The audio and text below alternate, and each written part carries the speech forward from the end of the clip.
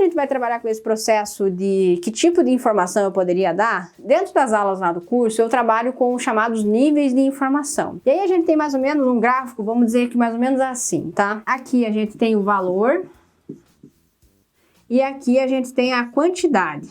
O valor, ou seja, quanto vale mesmo aquela informação, e aqui a quantidade. Aqui a gente tem a informação. E o que é a informação? A informação são coisas que têm pouco valor e em muita quantidade. Por exemplo, notícias aí sobre esporte, política, qualquer coisa, notícias relacionadas a isso. Então ela tem muita informação, tem muita gente falando sobre isso, então ela tem baixo valor e muita quantidade. Um outro tipo de conteúdo é o que a gente trabalha, né, o conteúdo que é análise.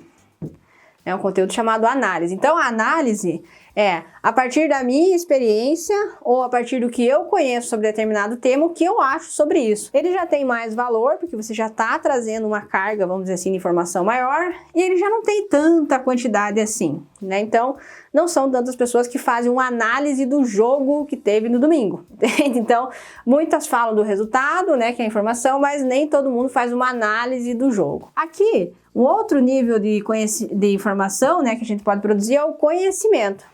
Então, o conhecimento é o quanto você sabe sobre aquilo e o que você poderia dar de dicas para as pessoas sobre aquele negócio. Então, por exemplo, o negócio do futebol. A pessoa que joga futebol, ela tem um conhecimento mais aprofundado do que a pessoa que simplesmente analisa futebol, tá? Então, essa informação dessa pessoa, ela já tem mais valor. É baseado na prática dela, no conhecimento que ela adquiriu sobre aquilo. E aí, por fim, a gente tem aqui o outro conteúdo, que é a sabedoria, que ela tem muito menos e ela vale muito. É a sabedoria que você adquiriu sobre o seu negócio, tá? E por que eu tô falando isso aqui? Porque essa linha aqui, esse gráfico ajuda no processo da gente começar a entender que tipo de conteúdo eu posso dar de graça, vamos dizer assim, e que tipo de conteúdo eu posso cobrar para alguém ter acesso. E quando eu falo cobrar, pode ser um curso, como é o meu caso, ou eu posso cobrar o e-mail dela, eu posso cobrar o telefone dela. E por que eu tô falando isso, né? Porque muitas pessoas têm dificuldade em relação a isso, têm dificuldade em relação a que tipo de conteúdo produzir e como que elas podem trabalhar com isso, então, na sua geração de leads, por exemplo. Então, nessa questão aqui, se a gente for trabalhar, se a gente fizesse um recorte aqui a gente podia dizer que é um conteúdo gratuito, tá?